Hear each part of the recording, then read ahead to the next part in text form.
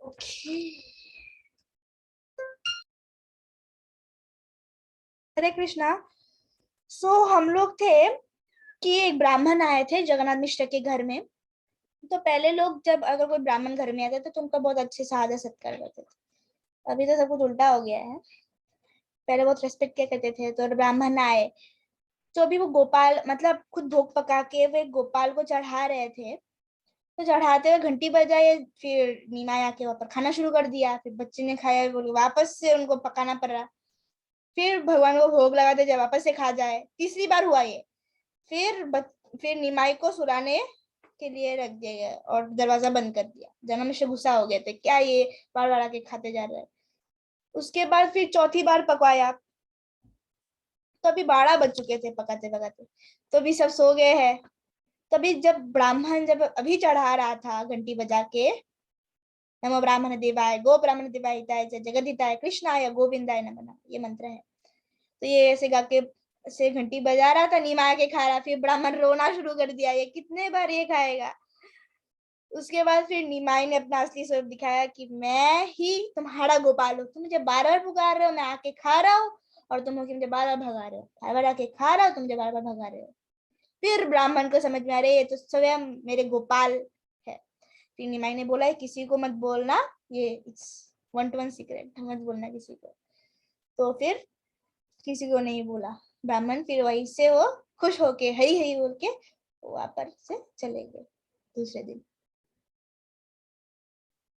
तो ऐसे उनके बचपन में बहुत सारे घटनाएं हैं, बहुत सारे स्पेशल स्पेशल स्वीट स्वीट लीलाएं हैं।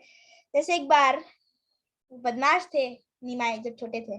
तो क्या करते थे, जो ब्राह्मण थे उन लोग जब नहाते थे, वहां पर जाके वहां पर खेलेंगे कूदेंगे। तो ब्राह्मण लोग जाके जगन्नाथ मिश्र को कंप्लेन करेंगे कि तुम्हारा बेटा तो स्कूल नहीं जाके यहाँ पर तमाशा कर रहा है।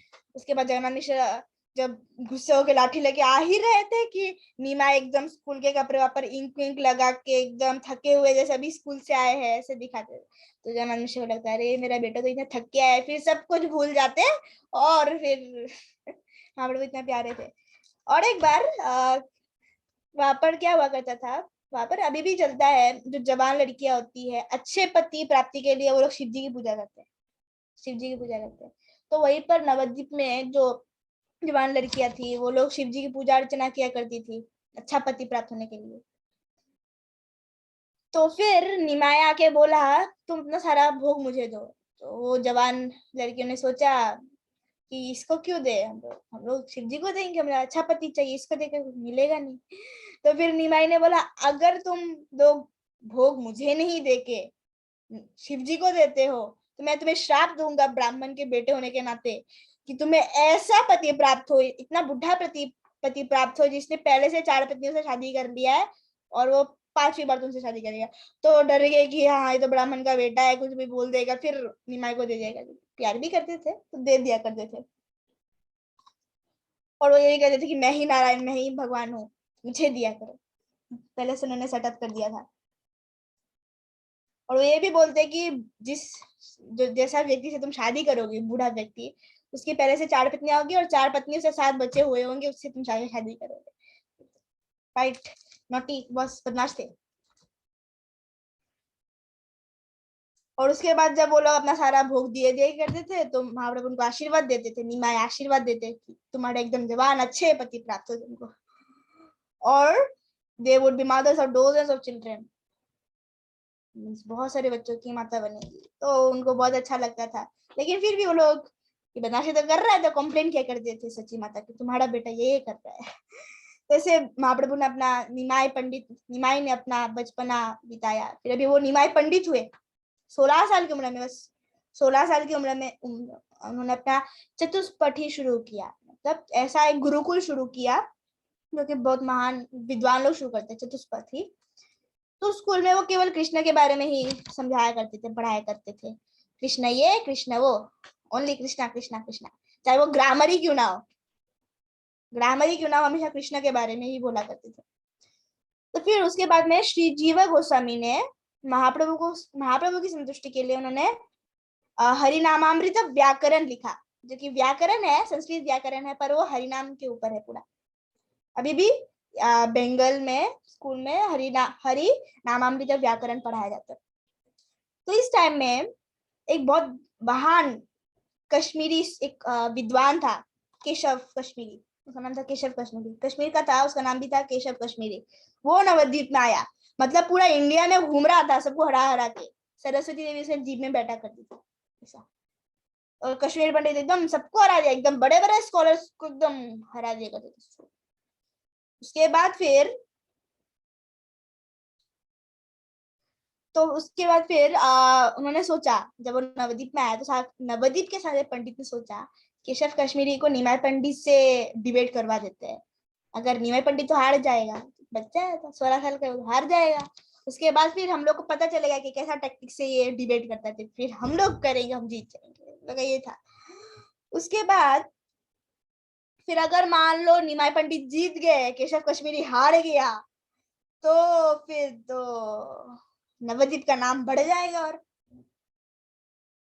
तो इसीलिए फिर ऐसा हुआ कि केशव कश्मीरी खुद ही निमाय पंडित से मतलब उनका मुलाकात हो गया भगवान के कृपा से, गंगा तट में निमाय पंडित के साथ उनका देखा हुआ। फिर भगवान ने निमाय पंडित ने केशव कश्मीरी को बोला, आप गंगा देवी का गुणगान में कुछ एक संस्कृत श्लोक बोलिए।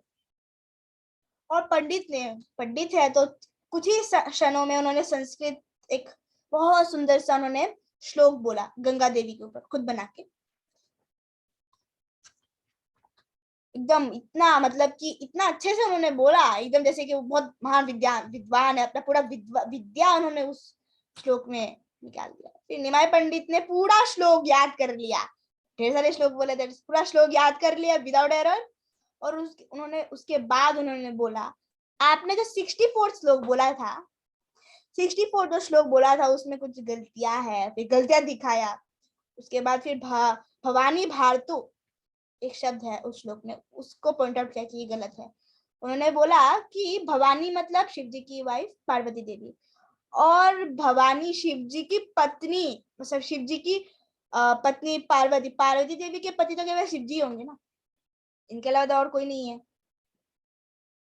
और बहुत सारा उन्होंने गलतियां ढूंढा। और केशव कश्मीरी तो एकदम माय गॉड इतना विद्वान है, तो एकदम डर गए। तो वैसे तो ये जो बात थी, ये पब्लिक मीटिंग, पब्लिक को पता चलने से पहले इसको एंड कर दिया गया, लेकिन ये जो बात थी पूरा नवद्वीप पे एकदम जंगल का आग जैसा फैला।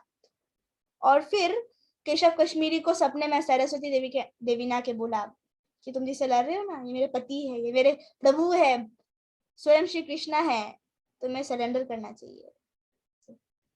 फिर केशव कश्मीरी तब से निमाय पंडित के फॉलोअर बन गए। तो फिर महाप्रभु का बहुत बड़े तरीके से उनका विवाह हुआ लक्ष्मी प्रिया देवी से। और आता है कि उनका विवाह करवाया था बुद्धिमंता खान ने। इनका भी एक स्टोरी है कि कैसे वहां पर एक द्वीप है नवद्वीप का, वहां के वो राजा थे, पहले वहां के राजा थे। तो फिर नारद मुनि के कृपा के वजह से फिर वो बुद्धिमंता खान होके आए, फिर उन्होंने महाप्रभु का विवाह एकदम बहुत अच्छे तरीके से उन्होंने विवाह कराया। कुछ कुछ ब्राह्मणों को से बहुत जलन होती थी निमाय पंडित से, तो इसीलिए वो एकदम बहुत सारा कि निमाय पंडित हार जाए, बदनामी हो, ये सब अच्छा करते थे। मतलब कि जितना जितना आप पॉपुलर होंगे उतना आपके विरोधी बढ़ेंगे। मतलब आपके विरोधी कोई हो रहा है, आप ये गलत कर रहे हो, ये कर रहे हो, वो कर रहे हो, मतलब कि आपका प्रचार सफल हो रहा है। वो लोग इतने जेलस हो गए थे कि फिर वो लोग काजी जो था, चांद काजी उसका नाम था, चांद काजी, जस्टिस ऑफ बंगाल नवद्वीप, उसके पास जाके ये मैटर बोल दिया कि निमाय पंडित ये कर रहा है, ये हरिनाम बोल के, जबकि ये वेद शास्त्र का मंत्र नहीं पढ़ा के हरिनाम करवा रहा है, इससे कंप्लेन कर दिया। अभी कंप्लेन कर दिया, फिर सारे ब्राह्मणों को कंप्लेन, नवाब हुसैन चांद काजी ने बहुत एकदम स्ट्रिक्टली उन्होंने ले लिया। उसके बाद फिर सबसे पहले तो उन्होंने निमाय पंडित को बोला कि हरिनाम आप जोर जोर से मत करना, हरिनाम आप जोर जोर से मत करना। लेकिन महाप्रभु ने बोला कि चांद काजी का जो आज्ञा है सब भंग करो, तुम एकदम जोर जोर से हरिनाम कर रहे हो। लेकिन जब वो हरिनाम पार्टी एकदम कीर्तन से लेके जा रहे थे, तो फिर काजी ने कुछ लोगों को भेजा जाके सब कुछ तहस नहस कर दो। तो उनके जो आदमी थे उन्होंने मृदंग तोड़ दिया। उसके बाद फिर ये रिपोर्ट गया महाप्रभु के पास। महाप्रभु ने बोला ऐसे कैसे कर सकते हैं वो, हाउ ऐसे कैसे कर सकता है, कैसे कर सकता है। उसके बाद फिर निमाय पंडित ने बोला कि ये बलराम जी को इसे कर रहा है, बहुत खराब बात है। फिर महाप्रभु खुद गए और चांद काजी के घर के सामने उन्होंने एकदम जोर से कीर्तन किया। भी चांद काजी डर के मारे निकल ही नहीं रहे थे। फिर चांद काजी एकदम एकदम डरे हुए थे। महाप्रभु ने बोला अभी क्यों डर रहे हो, निकलो निकलो। चांद काजी ने बोला कैसे निकल सकते, नहीं नहीं आप, नहीं नहीं कुछ नहीं, आप कीर्तन कर रही है। महाप्रभु बोला नहीं मुझे आपसे बात करनी। तो फिर चांद काजी ने बोला कि कल रात को सपने में बहुत बड़ा सा इंसान, लेकिन उसका सर सिंह का था, नरसिंह देव, वो आके मेरे छाती में उसने पकड़ा और बोला तुम मेरे भक्तों का कीर्तन तुम रोकना चाहते हो, आइंदा अगर तुम ऐसा करते हो तो यही नाखूनों से तुम्हारा छाती चीर दूंगा। तो काजी काजी एकदम डर गया। निषेधे भाई भी थे तो उसने उनके छाती में हाथ रखा था तो उनका कुछ निशान भी हुआ था, निशान भी दिखाया देखो। तो उसके बाद फिर चांद काजी और महाप्रभु के बीच में बातें हुआ। काजी ने बोला तुम तो मेरे मामा जैसे हो, सची देवी मेरी बहन जैसी है, उनकी मेरी कजिन है, क्योंकि नीलांबर चक्रवर्ती उनके अंकल थे। तो ऐसे बोलकर उन्होंने रिश्ता सेटअप कर दिया। उन्होंने बोला भांजा मामा को डांट नहीं सकता। तो ऐसे बोल के फिर उन्होंने बातचीत किया। तो ये इशू सेटल हो गया। उसके बाद ये जो दो निमाय पंडित और चांद काजी दोनों ने कुरान और हिंदू शास्त्र मतलब वेद शास्त्र, गीता उपनिषद, इन दोनों के बीच में बातें शुरू कर दिया। तो महाप्रभु ने प्रश्न उठाया कि अब गो हत्या क्यों करते हो, गो माता की हत्या क्यों करते हो। काजी ने बोला कि कुरान ने तो लिखा है हत्या करो। फिर उसके बाद काजी ने भी बोला कि वेद शास्त्र में भी तो गोमेध यज्ञ है। फिर भगवान ने बोला कि वेद शास्त्र में जो गोमेध यज्ञ है वो असल में गोहत्या नहीं है। गोमेध यज्ञ में क्या हुआ करता था, एक बूढ़े बैल या गोमाता को बलि दिया जाता था और उसके जगह में वो बूढ़े बैल या गोमाता को उनको एक नया शरीर मिलता था वैदिक मंत्र के उच्चारण से, शक्ति से। लेकिन क्योंकि कलयुग में ऐसा कोई अच्छा ब्राह्मण नहीं है जो अच्छे से मंत्र उच्चारण कर सके, तभी ये बैंड अभी नहीं कर सकते सब। और कलयुग में सारे यज्ञ बैंड है, क्योंकि मूर्ख लोग ये करेंगे तो फिर असफलता ही होगी, तो नहीं। इसलिए अभी एक ही यज्ञ होगा, वो है हरिनाम संकीर्तन यज्ञ, यही करना है बस। इस तरह से भगवान ने फिर काजी को भी मना लिया, जो कि भगवान के फॉलोअर बन गए। फिर काजी ने तब से जाके बोला कि आज से मैं ये आदेश देता हूँ कि मैं और मेरे जो सारे वंशी होंगे कोई भी हरिनाम संकीर्तन को नहीं रोकेगा। और अभी भी हम लोग जानते हैं काजी समाधि है मायापुर में, राजापुर जब जाते हो ना तो काजी समाधि देखोगे। और पर एक बड़ा सा पेड़ है, फूल का पेड़ है, सीजन हो या ना हो हर रोज एक फूल तो गिरता ही है, वो सीजनल फ्लावर है, मेरे घर के रास्ते में भी है। वो सुगंधी फूल होता है, आप देखने से पहचानोगे। येलो मतलब व्हाइट होता है, बीच में येलो होता है, वेरी ब्यूटीफुल वो पेड़ है। आप पेड़ को देख के भी पहचान जाओगे, बहुत बहुत मीन्स ओल्ड ट्री, बहुत पुराना पेड़ है।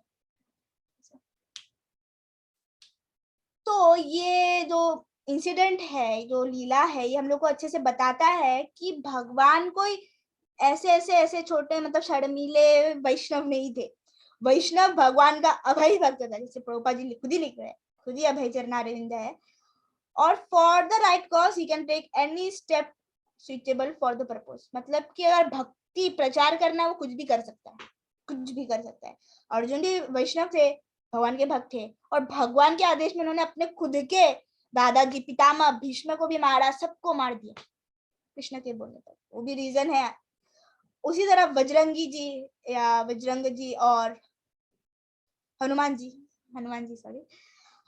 वे राम जी के भक्त थे। और राम जी के भक्त उन्होंने जाके लंका में गुस्से में आके सब कुछ जला दिया, लेकिन गुस्सा उनके कंट्रोल में था, उनके कंट्रोल के बाहर नहीं था। कंट्रोल के बाहर अशोक वाटिका जला दिया, अरे सीता मैया का तो गया नहीं, गुस्सा कंट्रोल में था। गुस्सा भी भगवान की सेवा के लिए बोल के उन्होंने सब जलाया। दो जगह नहीं जलाए, एक था सीता मैया, अशोक वाटिका को नहीं जलाया। और साथ ही में रावण जी के जो भाई थे विभीषण, विभीषण जी का घर नहीं जलाया क्योंकि ये तो वैष्णव है बोल के नहीं जलाया उसे। तो वैष्णव बाई नेचर तो वो नॉन वायलेंट है, लड़ाई वड़ाई नहीं करता है, शांति रहता है। और भगवान के सारे गुण है, वो गुण उनमें भी है। ये नहीं कि वो भगवान है, मतलब भगवान के अच्छे गुण उनके अंदर है, क्योंकि वो हमेशा कृष्ण को याद करते हैं। जिसको आप बार बार याद करोगे उसी का गुण आपके अंदर में आ जाएगा ना, है ना। भक्त तो सुंदर क्यों होते हैं? क्योंकि वो हमेशा कृष्ण के बारे में याद करते हैं, कृष्णा कृष्णा कृष्णा कृष्णा। तो क्योंकि वो इतना कृष्ण के बारे में याद करते हैं कि वो लोग खुद भी इतना सुंदर दिखना शुरू कर देते हैं। That's the reason. लेकिन अगर कोई अभक्त भगवान का बदनामी करे या किसी भक्त का बदनामी करे, तब वैष्णव टॉलरेट नहीं करते हैं, तब एक्शन लेते हैं।